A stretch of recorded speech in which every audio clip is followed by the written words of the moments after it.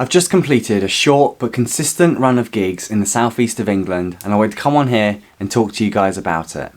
My name is Vincent Turner. I'm a small indie artist from the southeast of England, and though I can't guarantee that I will one day be able to make a living from music, I can talk to you about my experiences.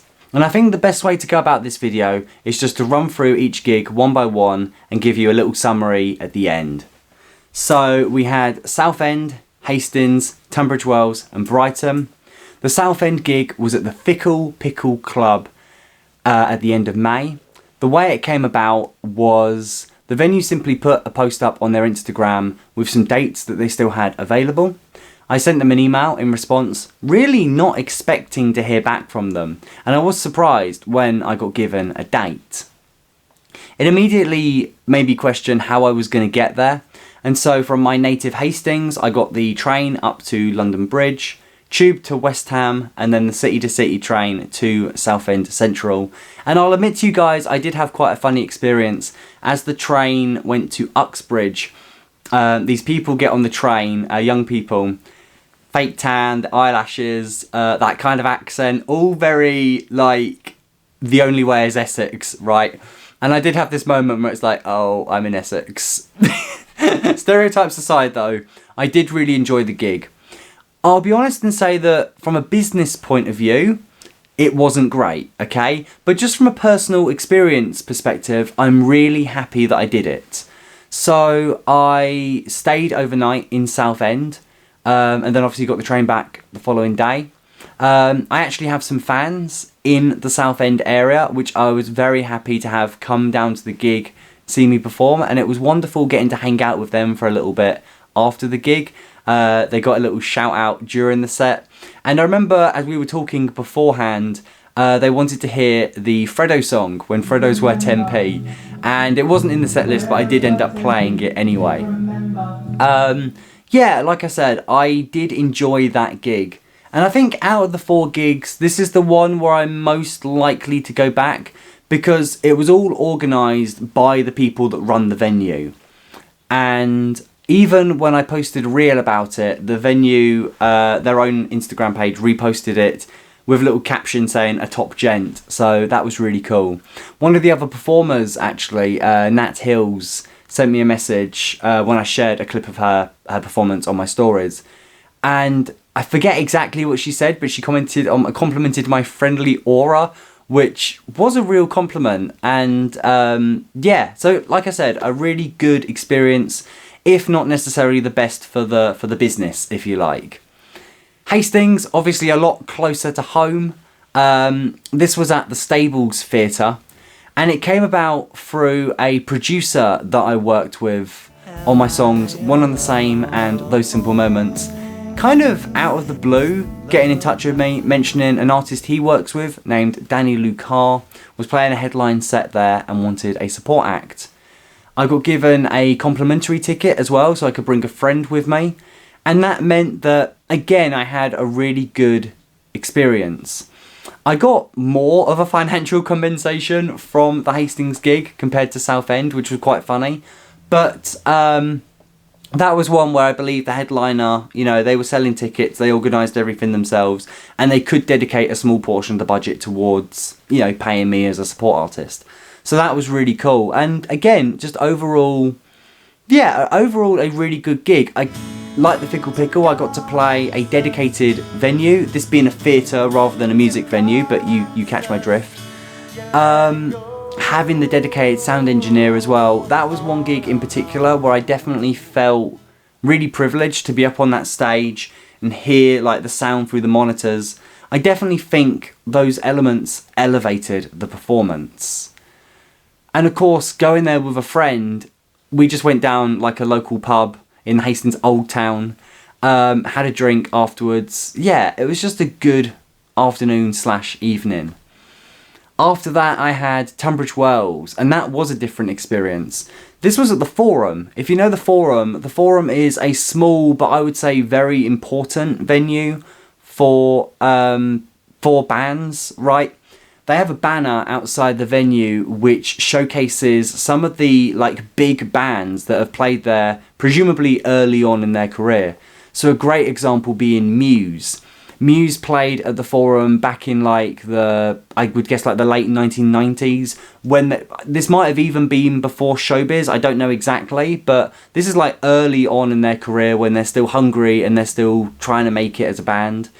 One of the reels that I made about the Forum, like promoting the gig, they actually commented on it, and they said that apparently Muse signed their record deal in the Tunbridge Wells Forum, which is quite a crazy story for that venue.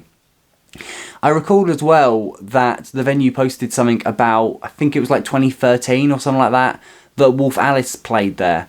And of course now they're like this huge arena band. So I would definitely argue that the Forum is a really important, and for me, quite a prestigious place to play.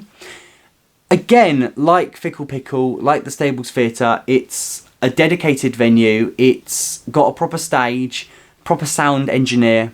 So all of those elements like really helped and added to the performance. Also with, I guess like with the Stables Theatre, you had the backstage area. With the Forum, you had the green room. So that was really cool. Like being able, you know, it's not like the stage and then there's just the wall and that's it. You've got the little doorway. You go through, there's like a kitchen area, there's a kettle and there's a little toilet and there's a mirror so I could do a little fit check before the gig. And then you got the stairs and you got the actual green room proper, and there was all these sofas. As like a arcade, I don't know if it worked, but I think there was like a Pac-Man, like an arcade machine or something. But yeah, that was really cool. And I do remember I had this moment where it was like, yeah, like, you know, Muse, Biffy Clyro, Stereophonics, like there's some really cool bands that have been in this room, that have been in this green room getting ready to go out and play a performance. Now, again, business side of things, not a great gig. No financial compensation, you know. I didn't actually sell any tickets either for that one, which kind of sucks because I did work quite hard to promote it. I even went up to Tunbridge Wells a couple of weeks beforehand to do some busking around the local area, and I even put a couple of flyers up like on, you know, walls and sort of in the street, stuff like that. So I'm a little bit disappointed that that didn't work out. Now I've played London, a few days later I played Brighton, which we'll get to. I've definitely Southend. I've definitely played places outside of Hastings where people have come down specifically to see me because they've found me, they've discovered me on social media. So, you know, the Tunbridge Wells experience shouldn't be a moment where I think, oh no, it's all over, I'm never going to make it. Like, no, I think it's just fair to say I just don't have a market in Tunbridge Wells. You know, it's Kent, it's a different vibe, and that's fine. You know, maybe in the future I can build a bit of an audience there. Right now, maybe that's just not my market, that's not my area. I'm still very, very grateful for the Forum. I forget if I mentioned, this was a stable showcase, so this was simply something that I applied for and got, which is really cool. I highly doubt I'll be back there anytime soon, but that's fine. Like I said, I'm really grateful to have had the experience. Now, the Brighton one, and I don't want to rank these gigs or anything like that, but the Brighton one was my favourite. That one came about through in a really wild kind of way, actually. And maybe it is a testament to the power of social media. Someone put a comment on one of my reels saying, bro, almost as dog poo as the Hangleton 5. And I'm not going to put up with that. But I was also curious, like I clicked on the tag for this band, the Hangleton 5. They're a bit corny, they're cheesy, they don't take themselves too seriously. They're named after a bus route and they have a song about the bus route, which is quite fun. So I thought, you know what, I'm just going to double down on this. I shared one of their videos to my story. I said, you know what, I think this band have gained a new fan. We had a brief exchange over Instagram. I just said, yeah, sorry about the hater. I mean, these things happen, you know. I was not expecting a month later them to get in contact with me telling me that they're playing a gig in Brighton and they wanted me to open. When I got to Brighton, so I got to hang out with these guys beforehand. That was really fun, kind of, you know, it was more than just the professional thing of playing the gig. We went to the Wetherspoons on the Brighton Queen's Road. We had like a drink and we just kind of hung out, got to know each other a bit more. That was really nice. And again, at this level, you can't just treat it like a business. I'm not making much money out of this, you know what I mean? I certainly can't live on it one day. But what I'm trying to say is having those personal connections, I think that's the right way to go about it. Just enjoy the experience. And for me, the Hangleton 5 had completely the right mentality about it, and I really appreciated that. I spoke to one guy that came down to the gig, and he was saying, like, yeah, you know, it was great, like, I'm buying a ticket and it's like, you know, you got the Hangleton 5 and there's Vincent Turner. He'd obviously discovered both of us on social media, and it was just luck that we were both on the same bill, and I thought that's really cool, actually. And the Rossi Bar where I played, it's not a dedicated music venue in the same way that like the Forum or the Fickle Pickle are. It was like you've got this kind of quite nice looking pub on the upstairs, and then you go downstairs and there's this proper like dive, like basement with the stage. It's still a dedicated stage area though, which I think does make a difference. It's a fairly small room as well, so it doesn't take many people to pack it out. And though there weren't a huge number of people there, you know, you think at the Forum where there weren't that many people, obviously it was the other acts on the bill that sold tickets, there weren't that many, and it's quite a large room, so, you know, there's just a huge gap between these people that are there and then where I'm playing.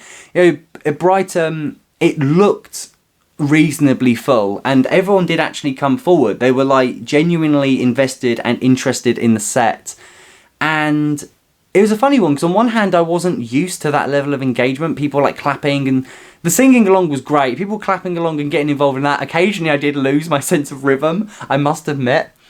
But yeah, playing Right on the Wall and Spirit of London specifically, hearing people singing back those choruses was amazing. More of that, please. And yeah, you know, I kind of love the contrast between the Tunbridge Wells and the Brighton gigs. And I'm really glad this run finished with the Brighton gig. It was kind of what I needed. Don't get me wrong, like, I've enjoyed all of, as I've made clear in this video, I've enjoyed all of the gigs in their own way.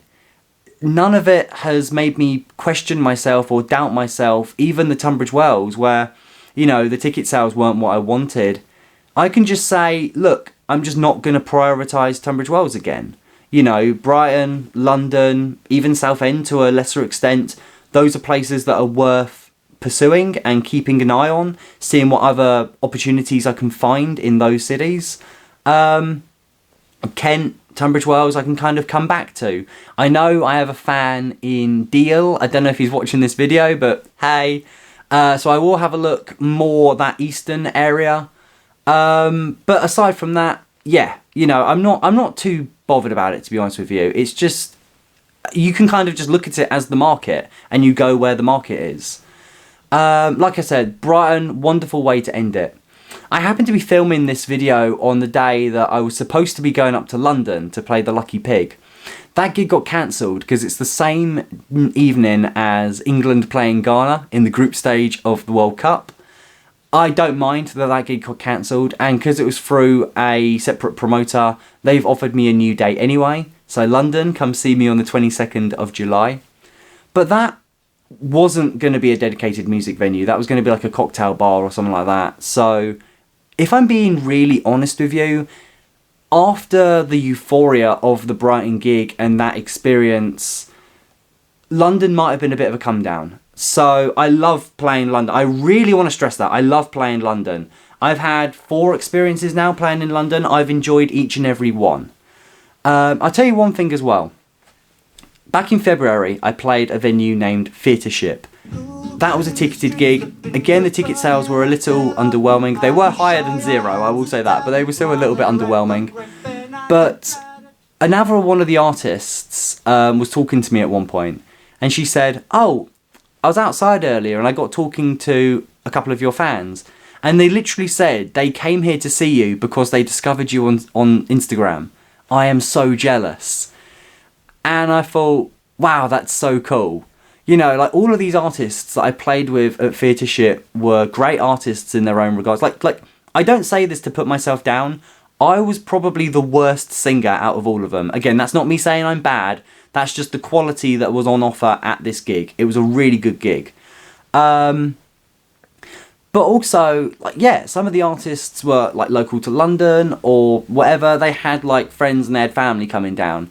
Whereas I didn't know a single person that came to that gig. It was all people that had discovered me on social media. And, you know, I've seen some stuff online lately about how contrived the music industry can be. The questions of like buying followers or like record labels buying followers, buying subscribers on YouTube, for example. The whole thing about these other accounts that are just like trying to artificially boost the cultural capital of a band by, you know, almost like bot accounts replying, commenting on videos, sorry, or other accounts creating videos about the band that aren't necessarily that authentic. I'm not doing any of that stuff. I wouldn't even know how to do any of that stuff, right? Right now, filming this video, there's no one behind the camera. I'm literally filming this footage. Then I'm going to go to my laptop and edit it, and then I'm going to post it on YouTube. You know, and the next gigs that I play are all going to be booked by me. There's no agent, there's no manager. Right, this is a very roundabout way of trying to say it's still early days, right?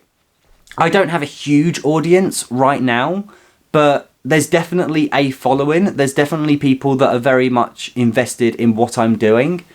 And I've also seen something on Instagram where someone said, if you're going out there and you're playing venues to real people who are enjoying your art, you are probably doing better than you think, right? And I know I'm not doing great numbers. I spoke about this in the previous Journey video, but I'm not too worried. Like, don't get me wrong, it's definitely in the back of my mind. Things have got to pick up.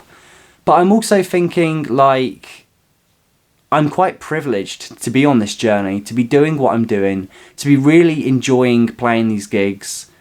And like I said, this is still early days. There's still a runway ahead of me. And there's still potential for things to grow exponentially even. Who knows? I'm going to start wrapping up the video here. Thank you so much for watching this. I hope you've enjoyed me talking about these different gigs. I hope there's been some insights in there that you've been able to take. My name is Vincent Turner, and I very much hope to see you in another video.